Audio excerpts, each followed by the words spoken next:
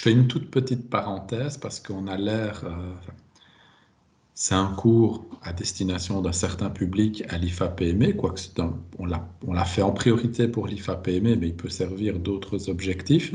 Et il pourrait paraître un petit peu simpliste, bien qu'il y ait énormément de contenu. Il faut savoir, comme je l'ai dit tout au début en définissant le terme marketing, c'est une science.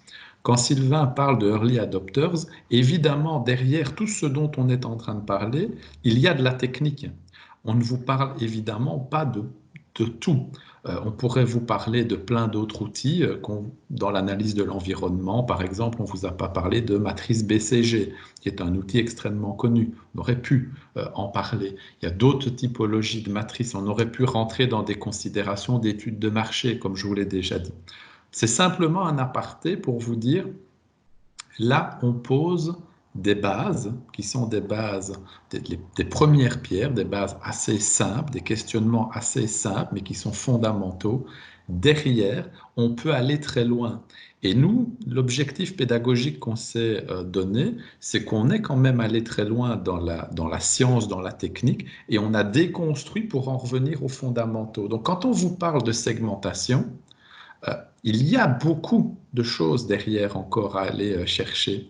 Et souvent, en entreprise, croyez-le ou non, on se pose des questions par rapport à ses clients. On va par exemple, on est toujours entrepreneur, Sylvain et moi, on se parle souvent en termes de quel est notre cash cow, quels sont nos dogs, quels sont nos stars. Donc, ce sont des typologies de produits. On parle en termes de public. Est-ce qu'on doit plutôt aller vers du marché public? Est-ce qu'on doit plutôt aller vers du plus petit client, vers de l'institutionnel? Donc, il y a des questions à se poser dans n'importe quel type d'industrie. Ça vaut vraiment la peine parce que ça bâtit aussi, on vous parlera plus tard du positionnement, il y a des variables qui s'auto-alimentent. Vous prenez par exemple une marque de voiture, eh bien, il est rare que les marques de voitures arrivent à se réinventer. Certaines font des revivals, mais elles n'arrivent que très rarement à se réinventer. Pourquoi?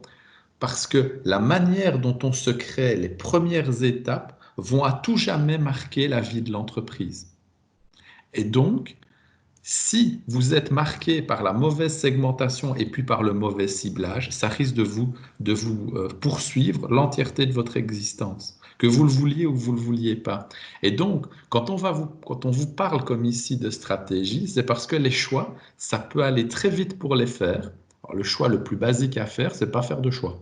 C'est-à-dire dire tout ce qu'ils nous racontent, de toute façon, nous, on sait, des choses vont se produire.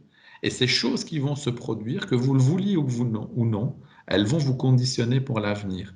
Et donc, soit ce sera conscient, vous aurez fait des choix conscients, tant mieux, vous les maîtriserez et vous aurez un contrôle dessus, soit ils seront non maîtrisés et vous allez alors les subir.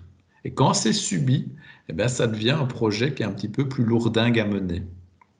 D'accord? Donc voilà, c'est un petit aparté, je rebondissais sur le terme early adopters pour simplement dire il y a de la technique derrière, c'est pas juste le marketing, c'est pas juste tchatcher.